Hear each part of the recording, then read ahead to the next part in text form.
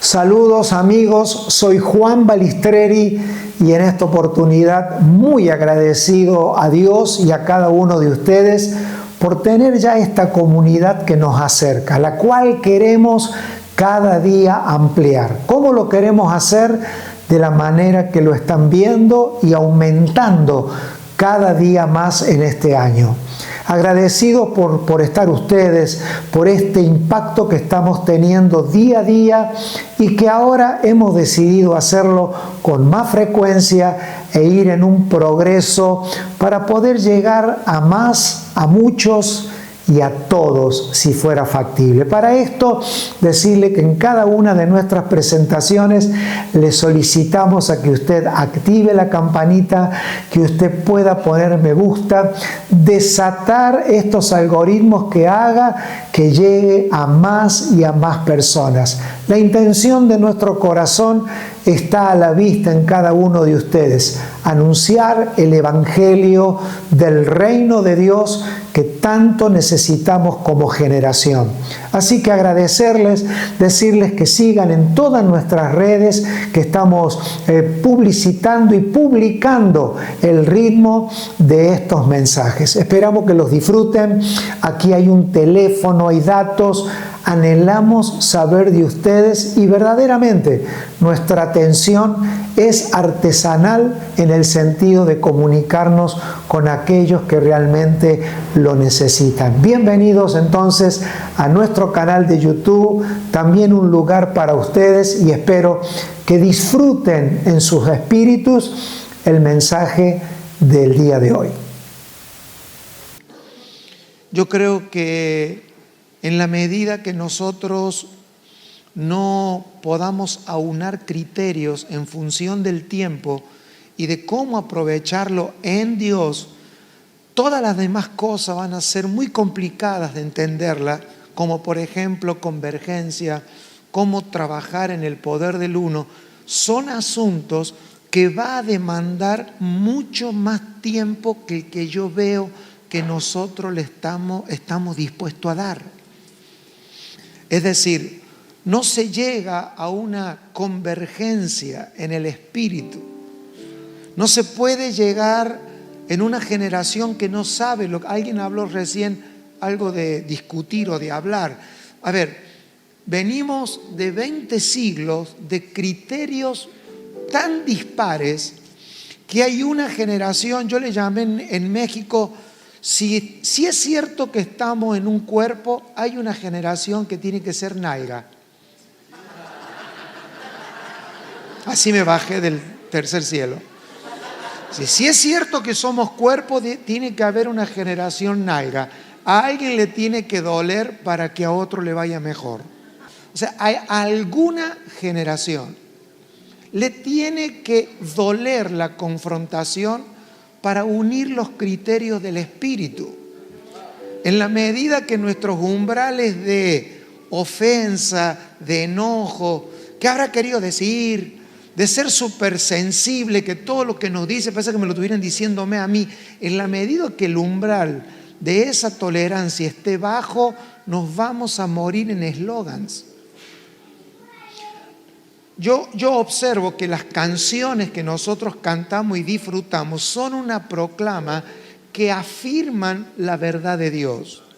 Pero luego que se canta hay que construir criterios que mantengan lo que cantamos en una realidad de vida.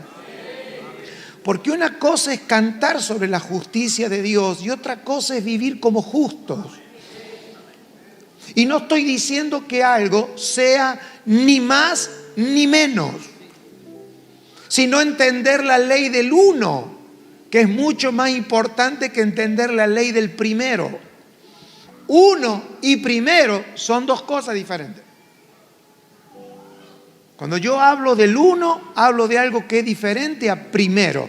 Puede incluirlo, pero no siempre. Y ya lo vamos a ver a través de las Escrituras. ¿Por qué es clave?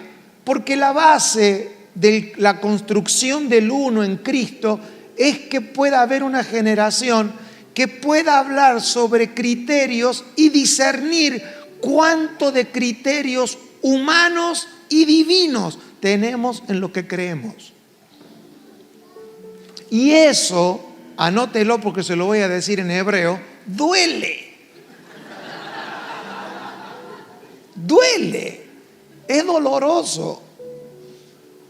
Porque en la medida que hayamos construido más cosas en la carne, más duele. Y yo creo que ustedes no se tienen que sentir, lo digo esto con un criterio nada más, así desde el llano, no nos tenemos que sentir o sentirnos como que nos están agrediendo, sino más bien como haber sido escogidos para una generación que padece ciertas cosas, hasta predicadores, se padece de predicadores, como en este caso, pero alguien tiene que padecer. ¿Por causa de qué? De una generación que sistemáticamente le ha esquivado a la unidad de criterios en el Espíritu. Entonces hay un tiempo, y hemos hablado esto por muchos años ya, la importancia de una generación. Lo que pasa es que esto se intentó hacer a niveles de líderes o de un liderazgo, que cuando una persona tiene 50, 60, 70 años, no es que está descartada, es que literalmente, a mí me lo han dicho, ya como que es demasiado tarde para cambiar. Pero si se lo decía a los jóvenes en un congreso de jóvenes, el liderazgo establecido te acusa de dividir. Entonces uno ya no sabe. Entonces, Señor, revélame las nalgas que hay por la tierra. Provecho, hermano.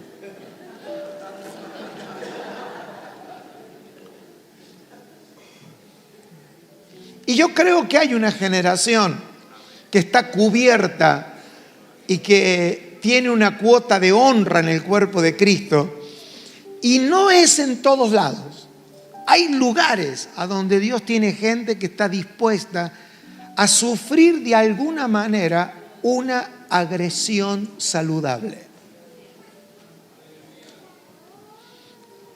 Y no es una agresión que tiene que ver ni con guarangadas, como decimos en Argentina, ni tiene que ver con el maltrato, tiene que ver con el cuerpo, con una capacidad que el cuerpo ha perdido de autosanarse por la ausencia de luz en las generaciones del Evangelio. Entonces debe de ser ayudada, debe de ser intervenida. Da la idea en una república cuando uno de los estados o una de las provincias ha caído en descontrol y debe de ser intervenida gubernamentalmente hasta que sea ordenada y luego volver al gobierno normal y natural. El ser humano fue diseñado para una teocracia. El hombre fue diseñado para ser gobernado por Dios. Y ese concepto que parece tan conocido y tan superado por las generaciones, no es así. No es una realidad hoy en el mundo. Hoy en los sistemas humanos lo que más se conoce es la democracia, y lo que nosotros no sabemos por vivir en esta parte del mundo, cuánto de nuestro pensamiento en referencia a la autoridad ha sido afectado en nuestras vidas por los gobiernos democráticos y por los gobiernos militares. No hay un concepto en el cuerpo de Cristo que se haya debatido. ¿Cuánto afectó la vida política de mi país a la manera de comprender el Evangelio? Y esa ausencia de habernos hecho esta pregunta es la que nos lleva a veces no cultivar el uno. ¿Cuánto afectaron los gobiernos militares, democráticos, los golpes de Estado, la ida y la vuelta de la democracia? ¿Pudo haber afectado algo en eso a mi forma de pensar el Evangelio? Si la pregunta es sí, está bien. Y si es no, está bien también. O sea, de todas maneras usted tiene razón. Porque la va a tener. El punto es, ¿hasta dónde afectó. Y si la Biblia es un libro escrito enajenado de la vida política, si la Biblia es un libro enajenado de la vida política, a lo que acabo de preguntar no importa, pero si la Biblia es un libro que está ligada a la vida política, entonces eso le plantea a esta generación una pregunta que debe de debatirse. Porque usted fíjese que la Biblia no está escrita como algo enajenado a la vida política. Si usted va a ver el nacimiento del Señor Jesucristo, no dice en los días de las oraciones de Juan el Bautista, no dice en los días de Herodes. O sea, si usted no ubica el personaje político, no puede ubicar la razón complementaria de por qué los seres humanos aparecemos en la historia. Y el Dios que tenemos manejando los actores políticos y sociales, no para que nosotros hagamos una guerra en contra de los políticos, sino para entender el tiempo y la temporada que nos toca vivir. En los días de Herodes, en los días de Nabucodonosor. ¿Por qué el libro no se llama Nabucodonosor y se llama Daniel? Porque los días de los políticos no es el enfoque de Dios. Porque no importa si eres un esclavo, el que marca la historia no es el político de turno, sino cómo el que habita en ese reino está entendiendo los días de su existencia. Porque los cambios, los ayunos, si voy a orar o ayunar o voy a tener una revelación, de nada me sirve si no tengo un concepto asociado al marco político en el que vivo. Porque es en este tiempo, en la vida política de las naciones, a donde Dios actúa soberanamente, dándonos a nosotros la posibilidad de entender los días que venimos. Y no porque creamos que los políticos tienen algo para decir o para hacer en función del reino de Dios, sino que sencillamente son actores.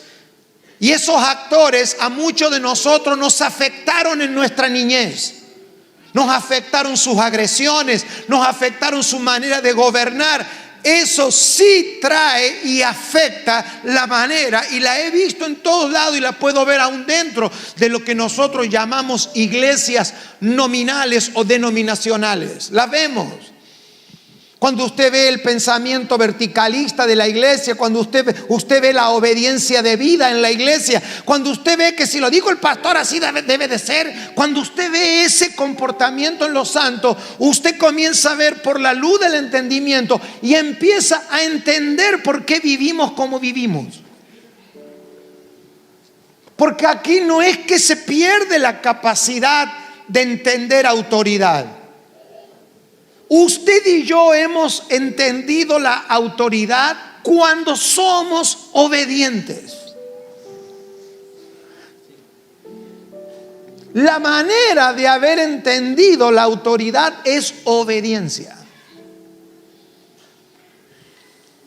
La pregunta es, ¿a quién? Entonces, el gran tema que se presenta en esta generación es un asunto de obediencia, y yo le digo a los más jóvenes que será un asunto que deberán de resolver. Si ustedes desean ver a sus hijos depositados en un sistema que esté por encima del que plantea el mundo. Todavía hay demasiadas personas que sus vidas están dictaminadas por la vida política de un país, y Dios interviene soberanamente. A Daniel le daba lo mismo que estuviera Ciro, que tuviera Nabucodonosor, porque era un hombre que por su vida profética y por el entendimiento que tenía de los asuntos espirituales, los reyes eran un asunto de turno. Él siempre fue saliendo desde su casa, viniendo esclavo. Él siempre fue, su vida no estaba determinado por los actores políticos. Los actores políticos lo respetaban a él, pero el pueblo no. Entonces cualquiera podía irle a decirle a Israel, los profetas iban, hubo contemporáneos de Daniel que iban y le profetizaban al pueblo 1000 profecías, pero Daniel estaba más allá de los reyes. Pero estar más allá de lo que los reyes demandan no es tampoco bueno creer que porque alguien está por encima hay tiempo. Es nuestros jóvenes mirando el reloj. ¿Cuánto tiempo pasan para comprender y entender desde los ojos del Espíritu. ¿Cuánto giga de memoria se está invirtiendo en entender los asuntos del reino? Entonces, la vida política de los países sí afectó generaciones anteriores en la manera en que el evangelio se entendió y se aplicó en la iglesia. Usted me va a decir a mí, una persona que vivió todo el proceso militar en Argentina, cuando usted se choca con medio gramo de autoridad, a usted le sale el autoritarismo de adentro. Eso es hasta que alguien viene por el Espíritu y enseña asuntos del Espíritu y se nos caen esas tinieblas que ni siquiera sabemos que operan en nosotros. Porque una de las características de las tinieblas es que usted no sepa que está en tinieblas. Nadie dice, estoy en tiniebla y la disfruto. No, no sabes. Nada más que las tinieblas es caminar en una luz artificial. Pero la luz artificial de las tinieblas es la manipulación. Manipulación es el arte de hacerte creer que usted está viendo la realidad con una luz artificial. Pablo dice, yo oro para que a ustedes se les abran los ojos del entendimiento y ustedes no puedan ver con la luz artificial, que es pura manipulación, sino que puedan ver con la luz que viene de Dios, que es donde está la verdadera libertad. Por eso que Dios en el día 1 dijo, hágase la luz. Y en el día 4 hizo el sol. Dios se dio el lujo de primero ser Él la luz del mundo y el día 4 ponerle una lámpara al planeta. Por lo tanto, si el sol se apagara, Dios no creó a la tierra en función del sol, Dios creó a la tierra en función de Él.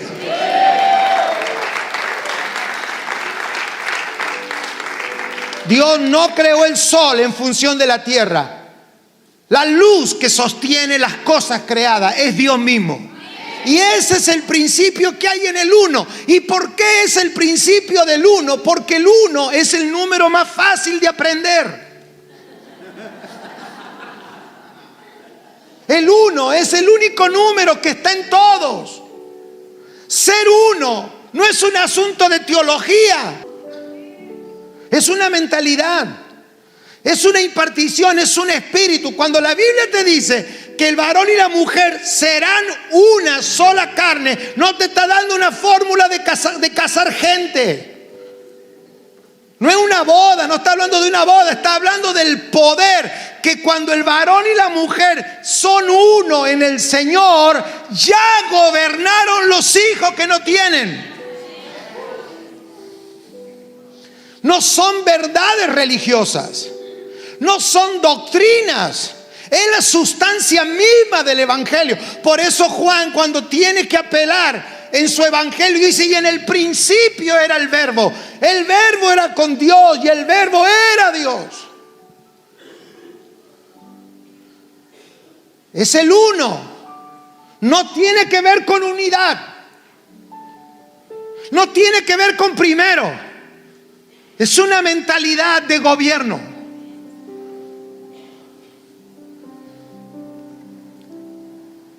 Y la tarea de esta joven generación, y ojalá tenga 80 años, arrebátela, porque es el espíritu joven que yo veo acá. Acá hay gente que vivirá largura de día, pero no para consumir aire, sino que van a vivir para producir una transformación. Se tiene que levantar una generación que traiga de nuevo a la tierra el espíritu de abandono que operó en el evangelio. 2 o 3 definiciones para por qué necesitamos el alumbramiento del entendimiento. Porque el alumbramiento del entendimiento espiritual es el fundamento en el que se produce la revelación de Cristo y del reino de Dios, que no son dos cosas. El reino de Dios no es algo apartado de Cristo. No es que ahora acepté a Cristo, ahora tengo que estudiar del reino. Porque veo a gente que aparte de Cristo tiene una familia también. Yo no solamente tengo a Cristo, hermano, tengo una familia, tengo trabajo. No. No hay nada más fuera de Cristo y ese es el fundamento del Evangelio. Hay gente que además de tener a Cristo tiene un ministerio y un llamado, hermano. No. Claro, el Padre los mira del cielo y hay gente que tiene más cosas que Dios. Porque la Biblia dice que el Padre, para no tener problemas, trajo todo a uno. Eso se llama administración. Dios es no complicado. ¿Sabe quién es un creyente complicado? Usted no es el que anda haciendo problemas en las iglesias para cantar o predicar. Un complicado es aquel que tiene a Cristo, tiene esposa, tiene hijo, tiene trabajo, tiene ministerio, tocan la música en la iglesia. No, Dios lo ve y dice, wow, Dios mío. Dice, ay, yo mío, dice Dios. ¿Sabe por qué el Padre está en todos lados y resuelve todo? Porque todo lo reunió en Cristo. ¿Usted se cree que Dios tiene, aparte de tener a su Hijo Jesucristo, tiene a Juan Balistreri, lo tiene a todos nosotros? No. La Biblia dice que todos fuimos reunidos en Él. Dios no tiene ni idea que usted existe fuera de Él. Porque Él determinó reconciliar todas las cosas en Cristo. Y a veces nosotros creemos que Dios ha sido una cosa grande, súper competente, que hace todo lo que yo no puedo hacer. No es así. Lo que Dios es que no es complicado. Todo lo reunió en Cristo. Todo lo reunió en Cristo. Y ese es el poder del uno.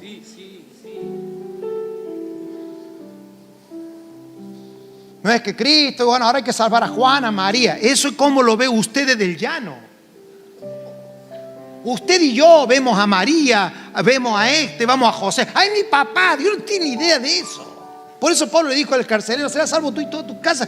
Ellos no andaban, recibe a Cristo como tu salvador personal. Es un invento de la religión de hace 200 años. Alguien lo inventó y nadie se lo preguntó. ¿De dónde sacamos? Recibe a Cristo como tu salvador personal. El otro día me dijo uno, a mí me cuesta traer a mi familia. Y yo le digo, ¿y cómo lo recibiste a Cristo? Como mi salvador personal. Bueno, ahí está. Lo hubiera recibido como familiar, se hubiera salvado toda tu familia. Lo hubiera recibido como nación. ¿Por qué? Porque Dios trabaja en el poder del uno. Dime en qué uno lo recibe y ahí va a funcionar.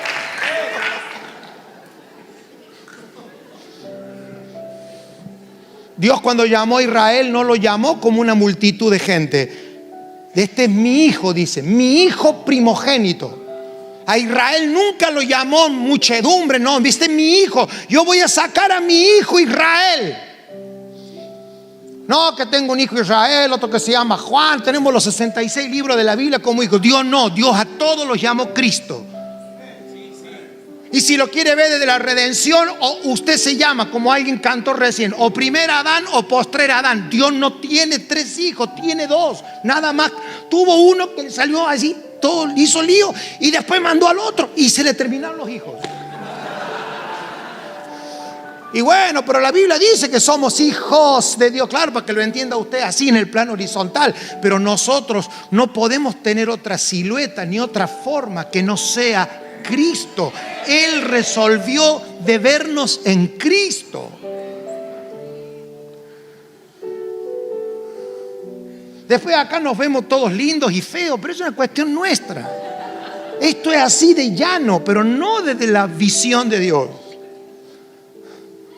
Entonces el uno no es un asunto teológico ni que se puede explicar, es algo que se alumbra.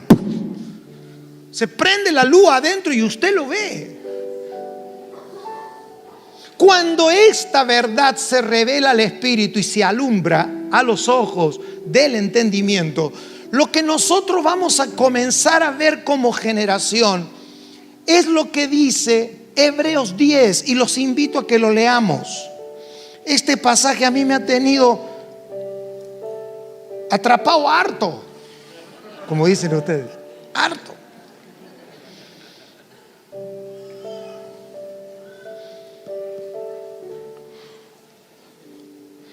Hebreos 10, ¿qué plantea el escritor a los hebreos?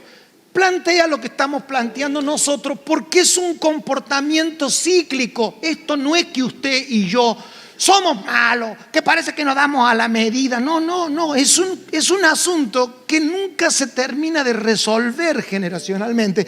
Pero yo sé que alguien va a terminar y quiero vivir para creer lo que voy a verlo. Que es la tendencia a creer que el evangelio es un asunto amateur.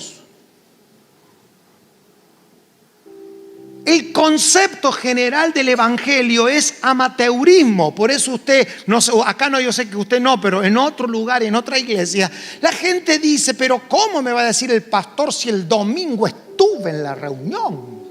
Ya es viernes, pero ya esa persona cuenta que ya el domingo estuvo, tuve el domingo y además el martes a la mañana tuve en mi célula de discipulado. ¿Por qué? Porque los estándares de lo que nosotros le llamamos evangelio están a ese nivel. La medida, el metro con el que medimos nuestra vida es esa. Entonces, para una persona haber estado el domingo en el culto, porque no es culto, es culto. Si quiere sonar la L, no sé por qué, pero tiene que sonar bien la L. Culto. Domingo actúa en el culto. Los más modernos y carismático dice, estuve en el servicio. Toma vos. Los más viejos tuvimos la reunión.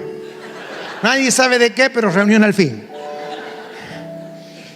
Ve, ya toma, ¿cómo? Usted llama a una persona y le dice, hace mucho que no te veo, pero si estuvimos el domingo. Entonces usted dice, acá tengo que definir qué significa hace mucho. ¿Me está siguiendo? Digo, hace mucho que no te veo, pero si lo saludé el domingo. Claro, pero para mí, del lunes al viernes es muchísimo. Para el otro no.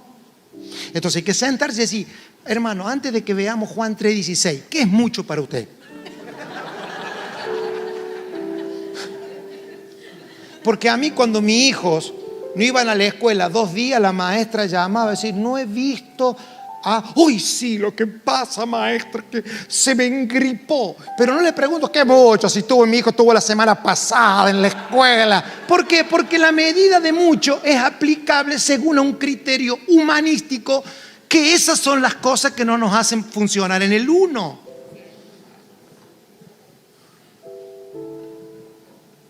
Para mí, no ver una persona de lunes a viernes es una vida y prácticamente no tengo esperanza con esa persona de hacer reino. Una semana, una locura. A otras, si no las veo nunca, mejor. Pero eso se va determinando en los criterios de trabajo. Alguien se va y quisiera caminar el resto de mi vida predicando el evangelio con usted. ¿Y cuándo lo ve? De acá a 4 años. Bueno, pero primero definamos qué mucho y qué poco, porque vamos a tener expectativas diferentes sobre ese asunto. El evangelio exige, para vivirlo a la altura de lo que cantamos, o sea, vamos a poner, y qué bueno que estemos acá abajo y que cantemos allá arriba. Para vivir lo que acabamos de cantar, esto demanda 7 por 24.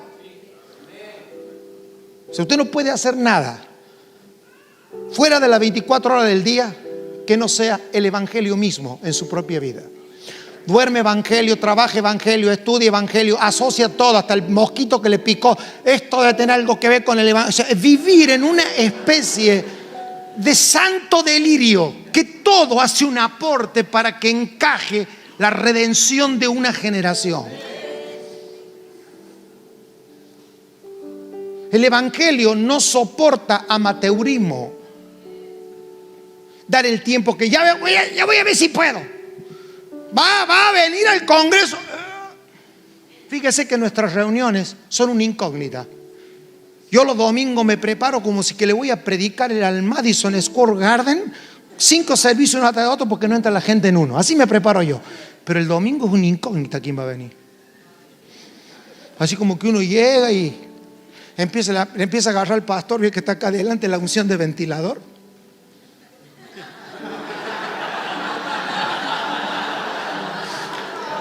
Y uno dice, pero preparé el mensaje para la gente equivocada, porque vinieron todos los que no le hace falta. Y ahí nos salen nuestras expresiones carismáticas pentecostales, pero estuvo lleno, la gloria de Dios, hubo una presencia. Esas son todas frases compresoras de frustración. Cuando yo creo que profesionalidad en el Evangelio es, si no voy a ir, aviso 72 horas antes para que el pastor no ore al cohete por mí. Es una incógnita. Entonces, ¿cómo usted va a decir, y vamos a gobernar las naciones, y vamos a ser uno, si ni siquiera sé si usted mañana va a venir? Creemos que va a venir. Todo no es por fe, es veremos. Esa falta de profesionalidad no le da al Evangelio continuidad. Entonces pretendemos que en 3 o 4 días como esto, los predicadores quieren decir todo lo que no dijeron en el año por los últimos 30 años, y los hermanos quieren oír todo cuando ya el cerebro no les da. Se tildó. Entonces la iglesia, ¿y qué hace un predicador sano mentalmente? Recoge la vianda. Tiene que recoger la vianda, porque usted no se puede dar el lujo de decir en 2 horas lo que no se oyó en los últimos 20 años, porque eso satura, eso. Entonces ahí entra el criterio de administración. Prefiero que el mensaje sea catalogado como light, esperaba más, todo eso por amor a una generación que debe de entender que hay cosas en el espíritu que solamente son aptos para profesionales. Así de duro y de cruel. Lo que pasa es que no tengo una palabra, no sé cómo decirlo. O sea, ¿y por qué dijo eso? Porque no encuentro otra. Tienen que saber que yo soy un tipo que salí de un taller mecánico. Así no espere de mí. Así no, yo salí de un taller mecánico.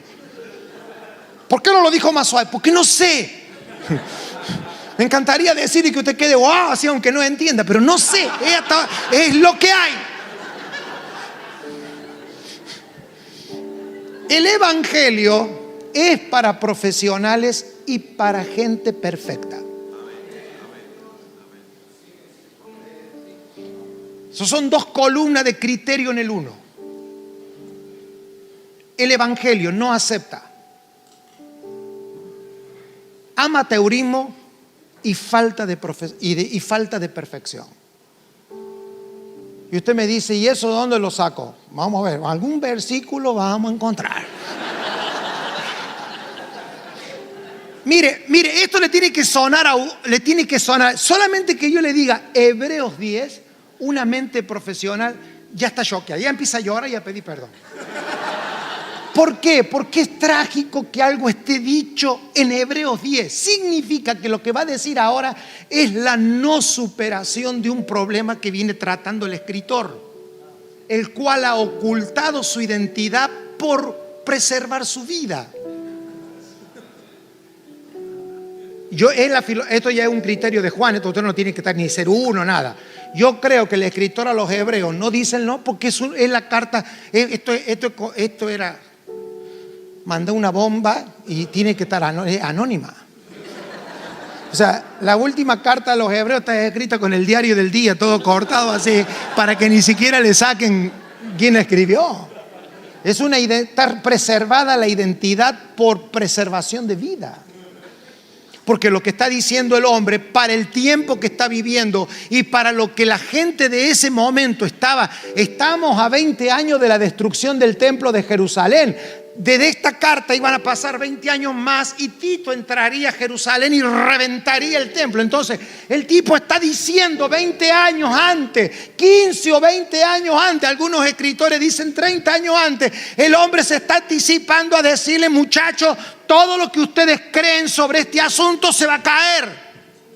Eso es ser profeta. Ser profeta no es decirle la cosa que todo el mundo ya sabe. La palabra profética es un entendimiento de los tiempos. El profeta del Nuevo Testamento no es el horóscopo de los hermanos. Tiene una palabrita para mí. No, ya, deje la palabrita. Tiene al verbo, deje de andar buscando la palabrita. Es el entendimiento profético de una era, de una época. Este hombre Algunos dicen que podría haber sido Pablo o algún otro, no importa, pero sin lugar a duda tiene una carga profética fuerte. Y la carga profética es: tenemos que resolver en los próximos 20 años un asunto de perfección. No vamos a resolver los asuntos de los hermanitos, no. ¿Y cómo resolvemos el problema del mundo? Primero, la iglesia tiene una deuda interna e histórica. Resolver que el evangelio no es sino para perfectos. Y eso dicho. Y bueno, pues quién más, quién menos. No va.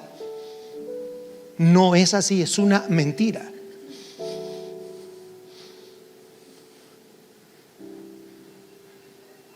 Y usted es perfecto, ¿qué le importa?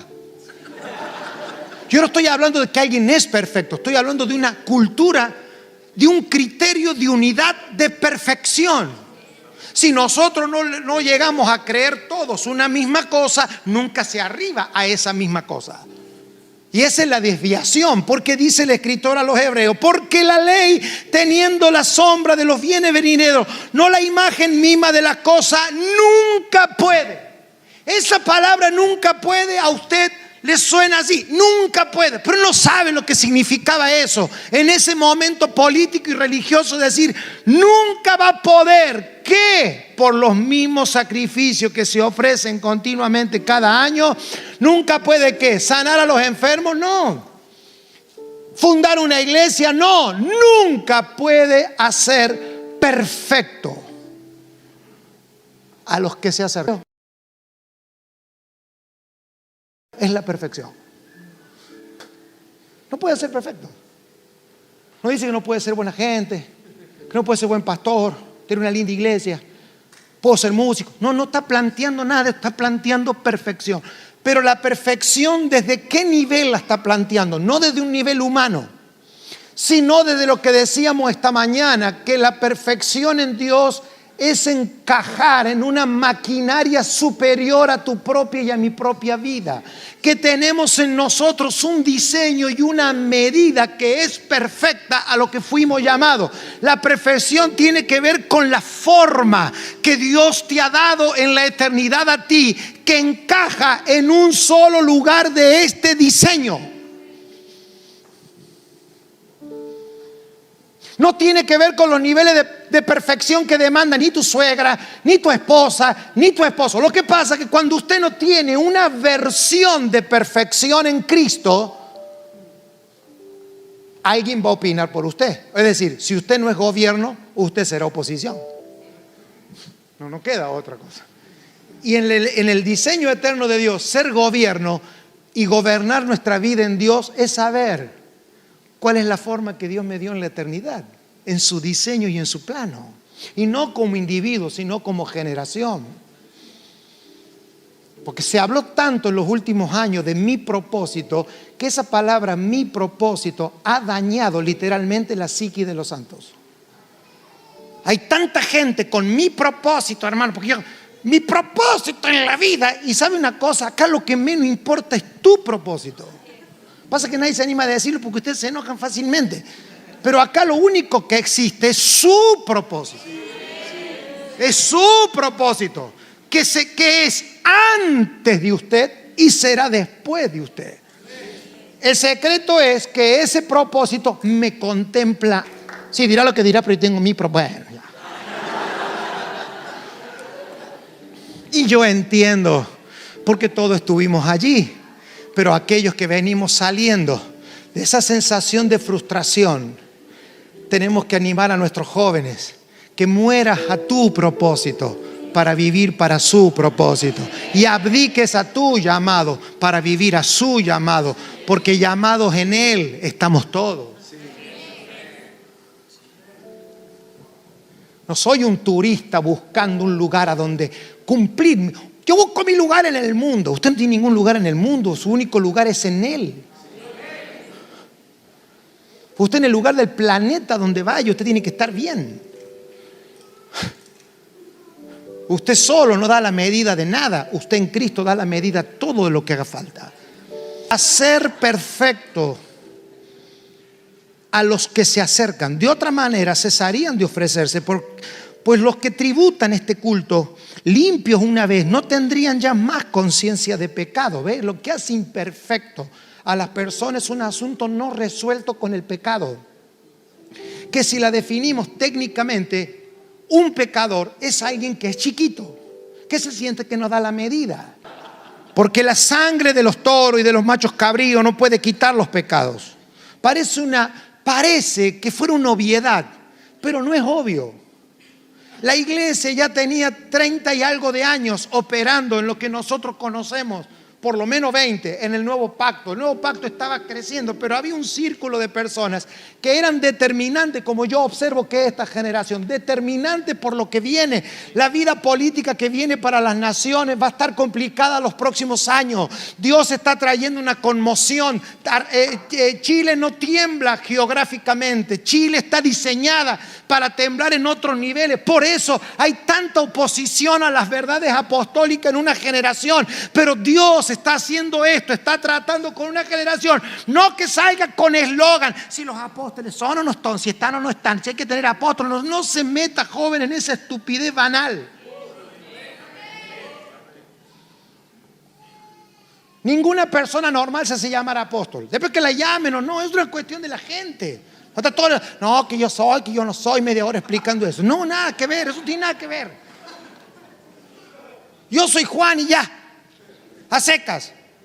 ¿Y cómo voy a saber si soy apóstol para alguien? Porque alguien modela la vida de Cristo a través de la palabra que predicamos. La certeza de un apostolado no es la representación legal de una iglesia, sino que Cristo está siendo formado en el corazón de las personas. Eso significa un camino a la perfección. Ahora bien, sacrificio y ofrenda no quisiste. ¿Qué reemplaza al sacrificio y a la ofrenda? Un cuerpo. A ver, ¿qué tiene complicado?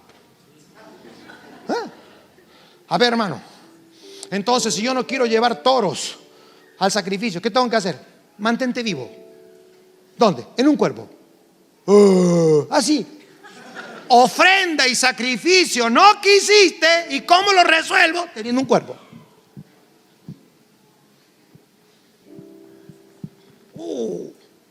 Semejante revelación, ¿no? Es que es pura gramática. Me preparaste cuerpo. El primer Adán fue alma viviente, el postrer Adán espíritu vivificante, pero ambos tuvieron que habitar el cuerpo. Porque es en el cuerpo a donde se incuba y se desarrolla, según los designios eternos de Dios, el plan eterno de Dios para el hombre. Es en el cuerpo. Con estas revelaciones que Pablo dice, el Dios de paz os santifique por completo. Por completo es, la idea ahí por completo no es, bueno, ya para terminar 1, 2, 3, así como hacíamos nosotros cuando dibujábamos en un cuadrito, en el pizarrón, espíritu, alma y cuerpo. Esa rayita que usted puede hacer en un pizarrón no la puede hacer en la vida. ¿Sabe por qué? Porque si la hace en la vida usted va a tener un velorio. Porque el ser humano funciona por completo. Por completo significa que el espíritu y el alma y el cuerpo tienen objeto de ser en el propósito eterno de Dios una sola cosa. No es por separado, ni uno es más importante. No tienen importancia. Son uno. Son uno. Y no tenemos que dar a la medida de la perfección humana, sino divina. Es en el cuerpo. Me diste cuerpo. Dígale que está a su lado. Me diste cuerpo.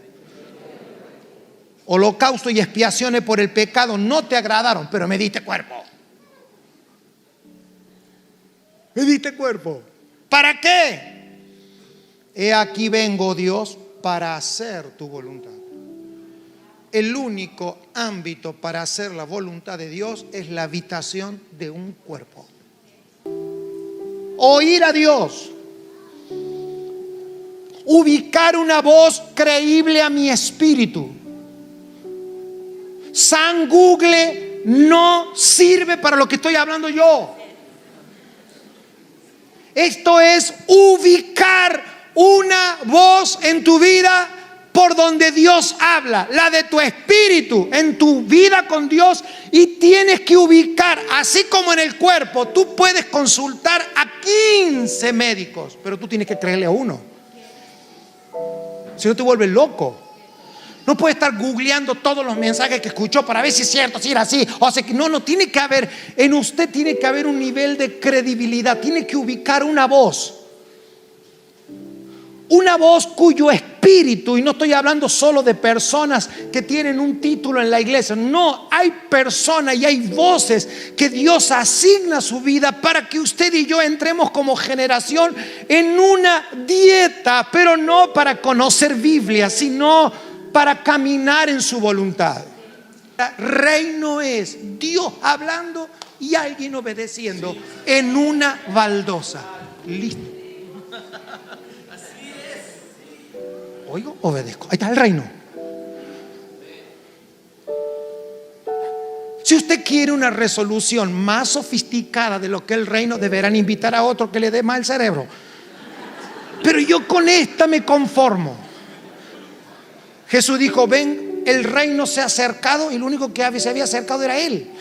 O sea, el reino era Jesús en un cuerpo. ¿Cuánto ocupa un cuerpo? Ese es el tamaño de un reino. ¿Qué tan grande es el reino de Dios? Un cuerpo obedeciente. Con esta no vale. Así nomás. ¿Hasta dónde llego con el equipo de fábrica? Eso es mi reino. Esto ya es falsa doctrina.